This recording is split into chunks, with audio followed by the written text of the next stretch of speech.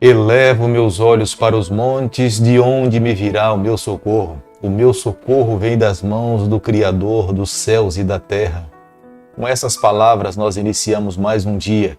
Que a graça de Deus e o poder do Espírito Santo esteja visitando você nesse momento, acalentando o teu coração e concedendo forças para viver uma vida feliz ao lado do Senhor.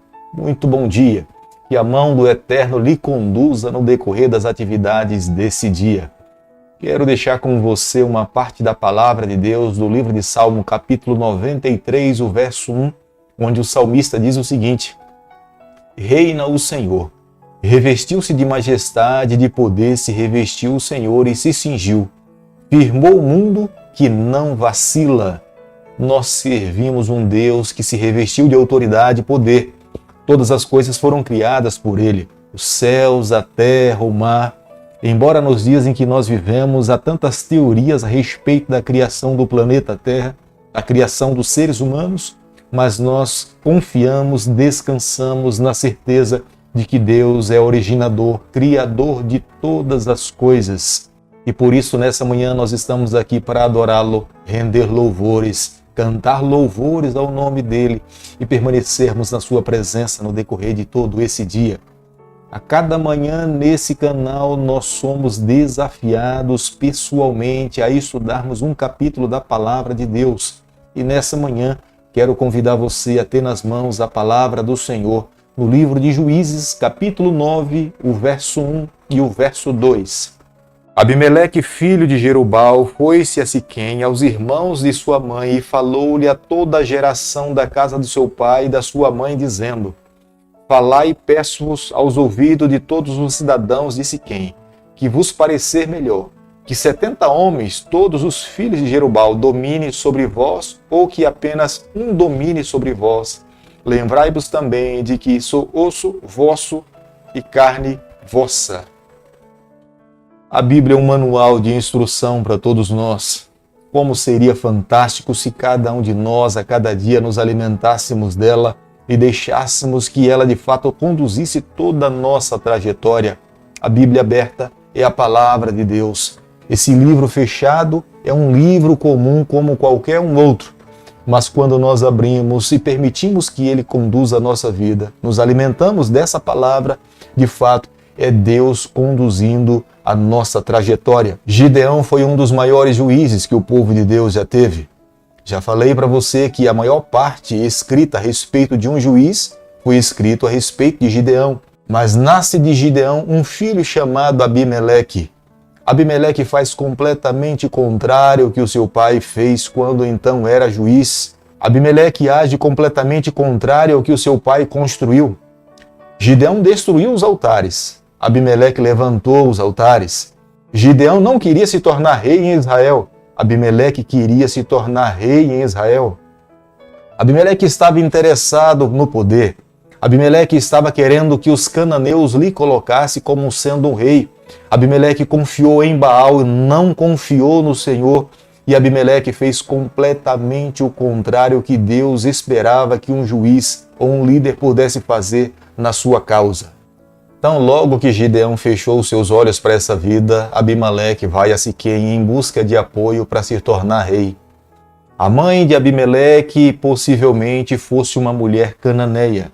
Eis a razão pela qual ele declara: sou osso dos vossos ossos, carne da vossa carne. Abimeleque, na verdade, pensava em se tornar rei em Israel. Eis a razão pela qual ele argumentava diante do povo de Deus, dizendo: é melhor que 70 homens governem a nação de Israel ou apenas uma pessoa governe sobre vocês? Fica muito claro para nós hoje que escolher um rei naquele período não seria o melhor para o povo de Deus. Eis a razão porque Gideão não queria se tornar rei.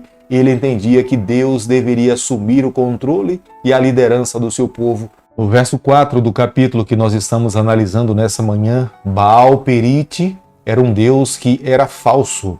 Era uma falsa imitação do verdadeiro Deus de Abraão, do verdadeiro Deus de Isaac.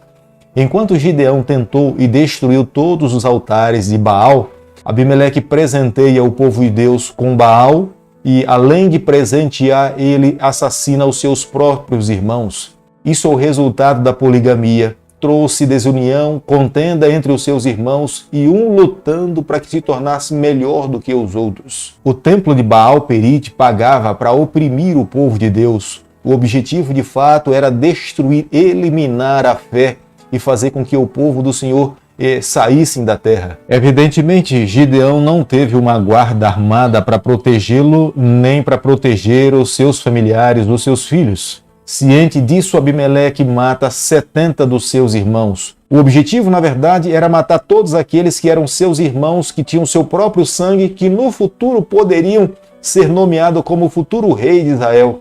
Pensando nele, enciumado, pensando no poder, ele elimina 70 dos seus irmãos. Agindo dessa forma, Abimeleque expressa imensa gratidão para com seu pai Gideão. Ele não teve nenhum respeito, nenhuma consideração para com Gideão, que era o seu pai. Juízes, capítulo 9, o verso 6, a Bíblia diz o seguinte: Então se ajuntaram todos os cidadãos de Siquém e de toda Bet-Milo, e foram e proclamaram Abimeleque rei junto ao carvalho memorial que está perto de Siquém.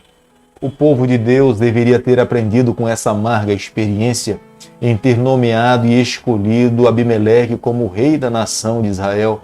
Eles deveriam ter se aproveitado dessa amarga experiência e ter permitido que Deus permanecesse conduzindo o seu povo através dos profetas, através dos sacerdotes.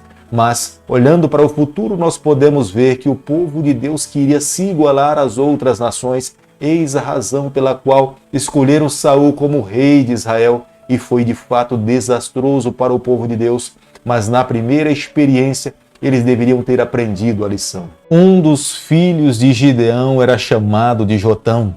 O significado do seu nome que o seu pai lhe deu, o Senhor é perfeito. Tenho certeza que quando Gideão colocou esse nome no seu filho, ele estava de fato pensando em Deus. Jotão era um cristão verdadeiro. Jotão procurou seguir a lei do Senhor.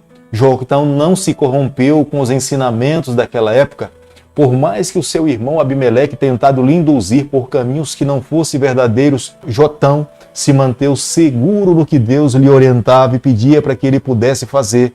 E Jotão se tornou um reformador entre o povo do Senhor. Jotão foi chamado para ser rei da nação de Israel. Jotão não aceitou esse convite.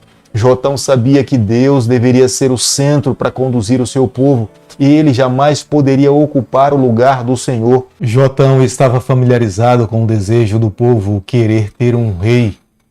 Era porque eles queriam se assemelhar às nações que estavam ao seu redor. Mas ele sabia também que, além do desejo de querer se igualar aos outros povos que estavam ao redor do povo de Deus, eles estavam vivendo uma grande apostasia. Jamais eles poderiam se equilibrar espiritualmente e economicamente, vivendo da forma que estava. E Jotão sabia que não era um rei que iria trazer a solução para os problemas da nação do povo de Deus. Tebes era uma cidade que ficava a 15 quilômetros do nordeste de Siquém. Embora Abimeleque tivesse tomado essa cidade de Tebes, o povo fugiu e se escondeu na torre daquela cidade. Era muito comum os homens descerem e lutar com espada, escudo, com lanças nas mãos, mas as mulheres subiam no alto do muro e lá de cima elas jogavam as pedras para poder atacar os soldados adversários. E foi num desse ataque de uma mulher que acertou e quebrou o crânio da cabeça de Abimeleque. A profecia de Jotão acabara se cumprindo na cidade de Tebes. Era vergonhoso para um soldado honroso perder a sua vida sendo morto por uma mulher. E foi nessa batalha, na cidade de Tebes, que Abimeleque pediu para que o seu escudeiro tirasse a sua vida. Da mesma forma como um dia o primeiro rei de Israel, Saul, perdeu a sua vida pedindo para que um escudeiro lhe matasse, aconteceu a mesma coisa com Abimeleque. Querido amigo, nessa manhã, ao concluirmos o capítulo 9 do livro de Juízes, eu e você precisamos chegar às seguintes conclusões. Nós temos um Deus que tem o controle da história. Você tem inimigos, está assustado com alguém lhe perseguindo, coloca nas mãos de Deus. Creia que Ele pode agir. Confie no poder do Onipotente. Deus pode todas as coisas. Da mesma forma como Deus agiu para resolver os problemas do povo de Deus, da mesma forma tenho certeza que Deus irá resolver os seus problemas. O que eu e você precisamos fazer é confiar no poder do Onipotente. Nós temos um Deus que os seus olhos estão voltados para essa terra. Nada que existe sob a face dessa terra passa desapercebido aos olhos do Senhor. Ele um dia irá retribuir a cada um conforme as suas obras. Eis a razão da necessidade de hoje vivermos como Deus almeja que nós possamos viver. É por isso que a cada dia nós precisamos nos apegar à palavra do Senhor. Nós precisamos nos colocar nas mãos de Deus por completo, para quando Ele se manifestar na plenitude dos tempos para buscar os seus filhos sobre a face da terra, nós possamos estar preparados para nos encontrarmos com o nosso Salvador e viver com Ele para todo sempre. Querido Pai, nas Tuas mãos nessa manhã nós nos colocamos, confessamos as nossas falhas, reconhecemos as nossas limitações. Obrigado porque o Senhor está no controle da história do planeta Terra. Fica conosco no decorrer desse dia, nos abençoe e nos guarde. Nós oramos em nome de Jesus. Que o Senhor te abençoe e te guarde. Que Ele faça resplandecer o seu rosto sobre você. Que Ele tenha misericórdia de você. E sobre você nessa manhã Ele levante o seu rosto e conceda a sua paz em nome de Jesus. Amém.